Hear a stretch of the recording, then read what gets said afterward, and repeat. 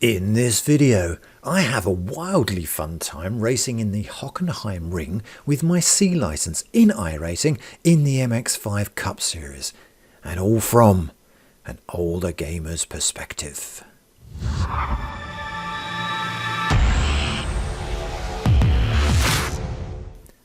So this is more like it. After last week's frankly terrifying experience at Bathurst track of total destruction and mayhem, here we are at the relative sanity of the Hockenheimring.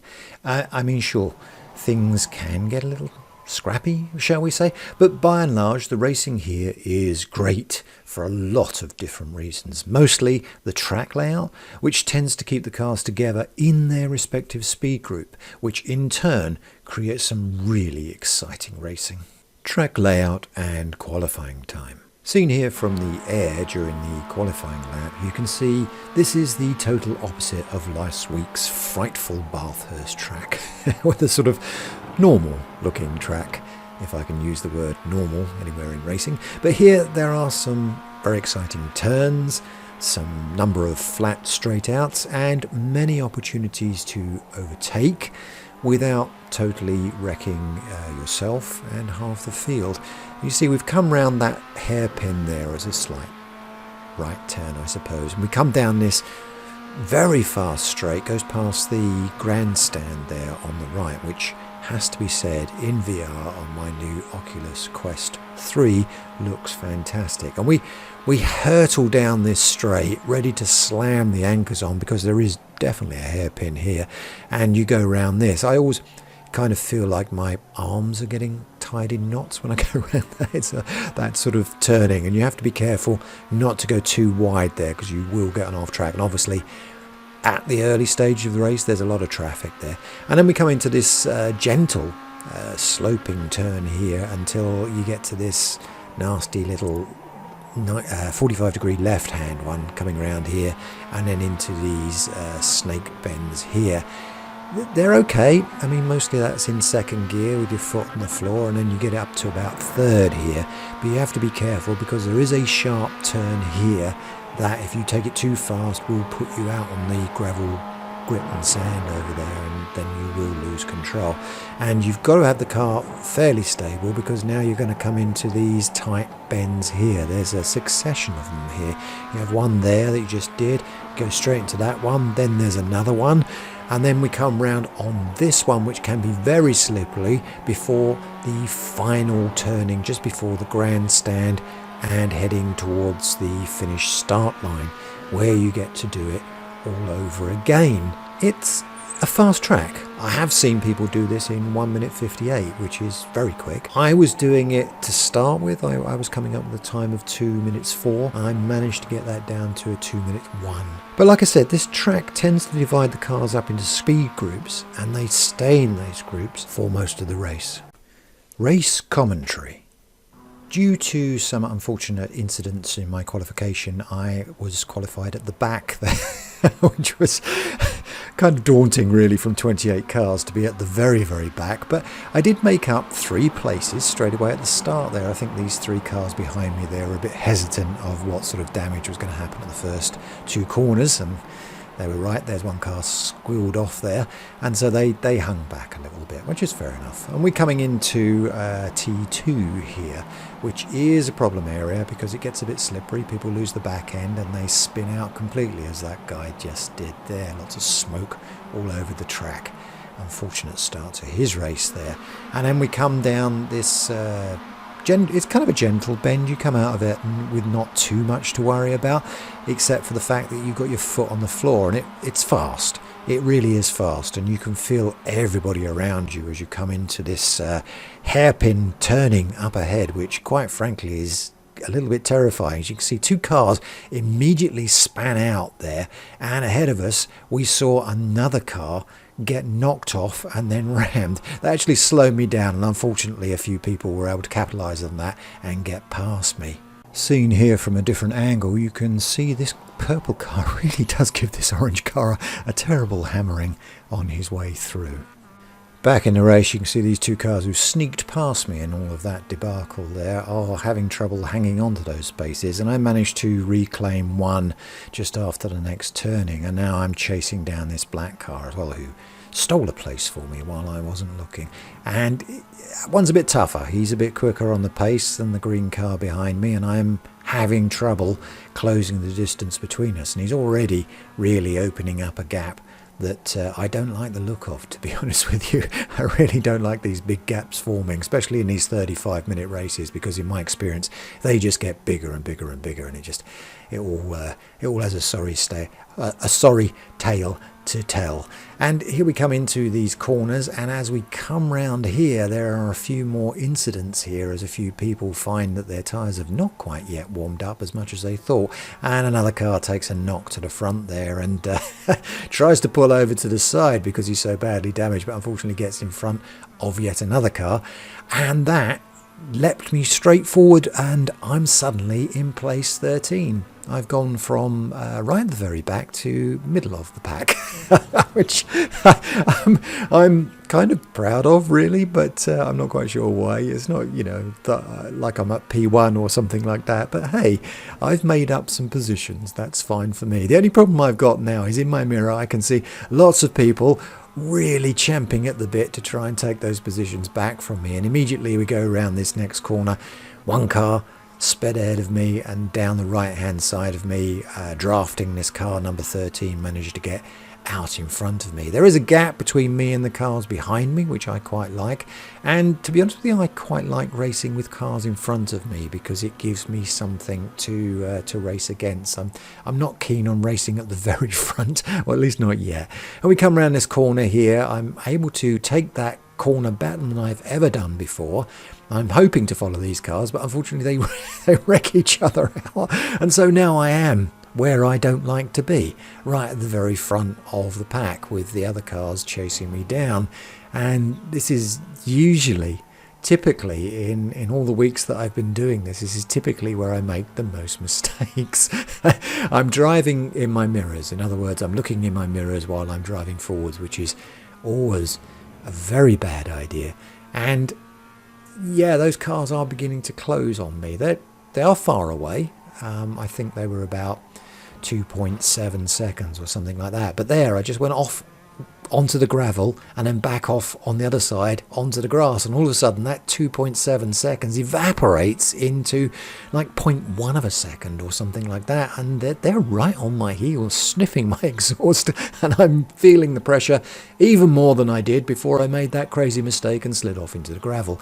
But yeah, I'm okay with these corners. I've got them fairly okay. I know how to trail brake on them. I know how to get the most from the acceleration.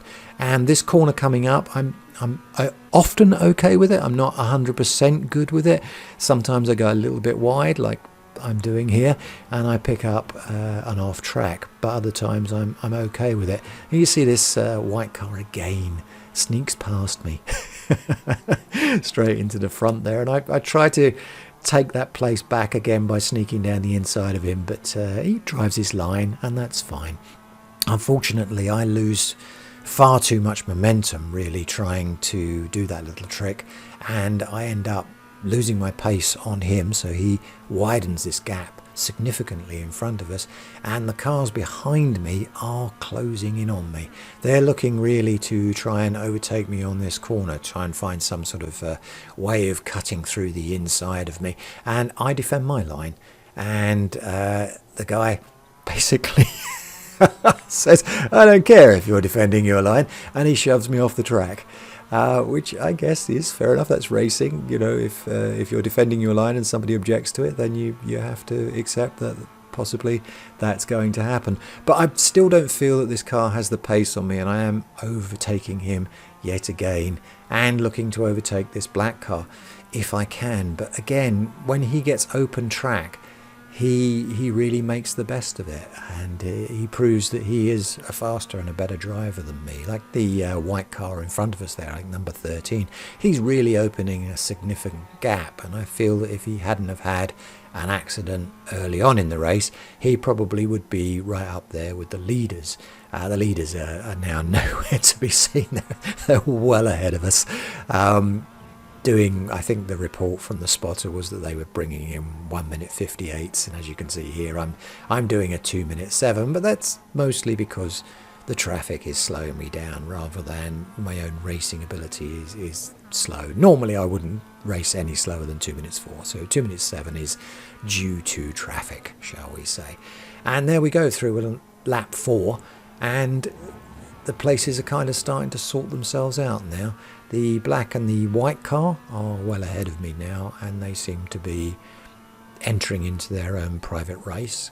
And my job now really is to stay ahead of those cars behind me and to retain this place, 15th place here, which is tricky. As you can see, there's a car going to come down the outside of me there now to try and take that away from me.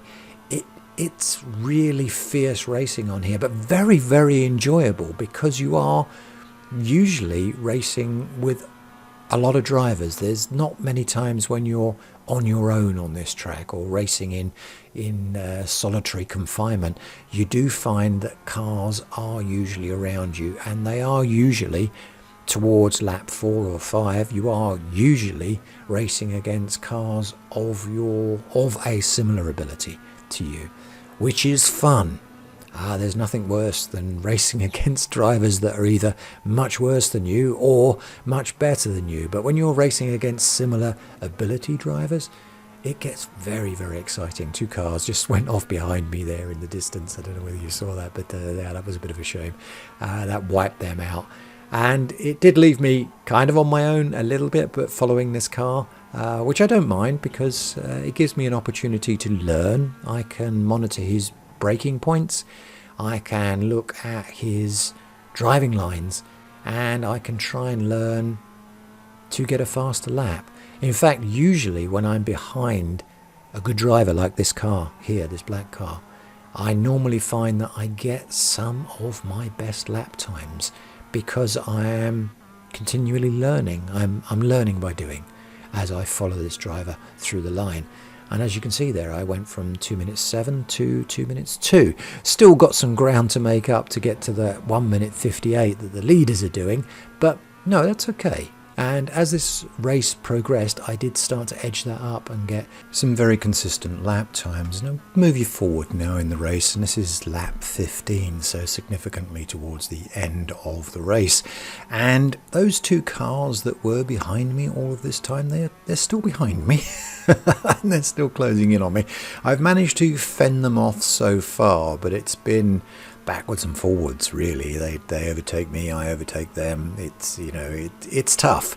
It's a very fast and exciting course, as I said, and there are many opportunities to overtake and draft. And really, when you're behind someone, you kind of have the advantage, because you have the chance to pick when you're going to overtake them. And when they're in front, you have then to defend that position, and that's actually harder defending that position than it is attacking it. As you can see there, he came past me, I retook that position on the next corner, and it's been like that really for the last 5 or 6 laps. As we move sort of backwards and forwards, everybody's waiting for somebody else to make a mistake, and that's happening all the time as we go around all of these corners, and we're all desperately trying to get every tiny millisecond of time back from the laps that we do to stay ahead and try to make sure that we make as few mistakes as possible, while at the same time hoping that the people behind us make more mistakes. But if you are in front of a pack of 3 cars I've got here, there were more, but they had more accidents, and it thinned us down to this group of 3 with me at the front. When you're at the front of a pack like this, you do feel the pressure. It's almost impossible not to drive looking in the mirror, and that's terrible for timing your braking points and your cornering points and all of that stuff that you should be massively aware of and focused on when you're racing around the track at high speed. But unfortunately, it's almost impossible to keep that level of focus in front of you when you're so aware of these cars behind you. You see the green car there really bearing down on me now and forcing me out across the track, so I can't get the line that I wanted, and he's drafting me on the inside again, heading down to this corner. This is a problem for him really, because he's gonna know that I'm gonna slam on the brakes perhaps a little bit later and try and take that corner as narrow as possible but go wide, and he's gonna probably try to hold on to his line. Now you see we had a bit of a spin there and he was able to take advantage of it, and he's out again in front of me, and the black car takes advantage of me losing pace there to come across in front of me again. Now we're really close, we're really tight, and as we come up on this corner I try and take these cars here, but there's no chance for me to do it, so I hang back now and try to assess the better place to perform an overtake. I think I'm faster than both of these two cars. If I can get past them, I can get out in front of them, but the black car in front of me is slowing me down, and the car directly in front of him is capitalizing on that to get a bigger gap. So I need to get past this car. I need to get past him pretty quickly, otherwise the gap in front of him will be too big for me to make up when I want to do that, and we don't have very many laps of the race left to run. So I really do need to make my move as quickly as possible. Moving forward now to halfway through lap 17, we've just got a couple of laps left over, and we come into this grandstand corner here that we've tried a few overtakes before, and when I come through, unfortunately I catch this car in front of me and send him off. It's not a fatal accident, he does come back onto the race and he does finish, but I wasn't happy with that. I did make a mistake, and unfortunately he paid the cost for that. It was an aggressive move from me, one that I think was fair, but unfortunately miscalculated, and it cost that driver a place, which is regrettable. This car in front of me sneaked past me while I was doing my regretting and stayed in front of me, and so now we both know that this is do or die. With that other car out of the way and too far behind us really to catch us up in the time allowed, we're racing for this place. It doesn't really matter that we're actually racing for place 17 or place 18. We're racing for bragging rights now, I guess. We are in our private race, and as far as we're concerned, places 17 and 18 are places first and second, and everybody wants to be first. As we come down this track, I can see him getting away from me now. I've made far too many mistakes on these corners. The 35 minutes of the race is beginning to shatter me. I'm beginning to feel really worn down by the whole process of how much focus this Hockenheimring track takes from you. But I'm still giving it the best I can, even though I'm going wide there. I am trying to catch him up. We catch a back marker there. That's a lapped car, so it wasn't important to us, but fortunately he stayed out of our way. But I still can't find it in me to get that extra little bit of zip out of my Mazzy to get past him. I'm still trailing him, eating his exhaust fumes, and I can't really see any way now that I can possibly make this up, that I can get past him. And as we come down to the final few corners, I'm giving it as much as I can. I'm not quitting, I'm not giving up, I'm really going for it. And he's sweating, I guess, here, because he knows that if he makes a single mistake on any of these corners, it's all over. But he's not doing that. He's holding his nerve, he's keeping it cool, and he's going through these corners like a professional, and he gets to the final one well ahead of me, really in no trouble at all of me ever coming anywhere near to overtaking, and we pass the line in places 17 and 18. First and second in our own private little race. And yeah, I would have liked to have beaten him, but at the same time, boy, that was an exciting finish to that race. It really was. It was an exciting finish to what really was an exciting race.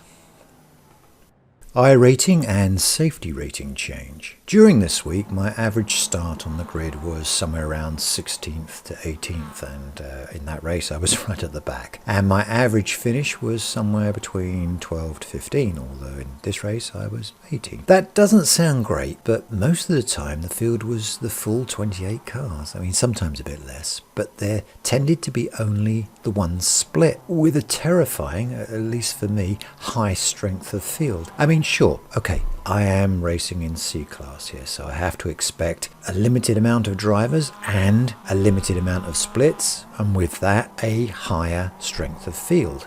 It's gonna happen. And even though I was up against some really formidable drivers, I was still happy with my performance for the week. I started the week on a lap time of around 2:04, 2 minutes and 4 seconds, and I managed to get that down to 2 minutes and 1 second.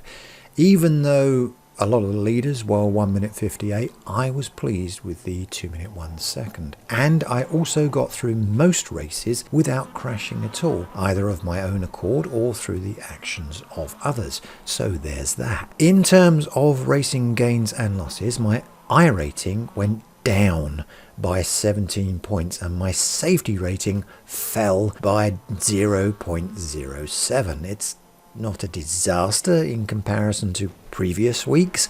Yes, Bathurst, I am looking at you, but it would be nice if I could improve to the point of actually gaining some points at some stage or another during this season. That said, I really enjoyed this week. The track was almost always populated with players who were great fun to race with, were active on the radio with helpful advice and a bit of friendly banter. This isn't always the case in iRacing, so it was nice to see and hear it in this week's racing. Next week we travel to Wisconsin in America to race the Road America. It looks like an epic track, and I'm excited and keen to try it and race it, especially with my shiny new Meta Quest 3. Until next week, race clean and have fun. If you enjoyed this video, don't forget to click the like button, and if you haven't already done so, subscribe. Click the little bell icon if you want to be notified of any future videos.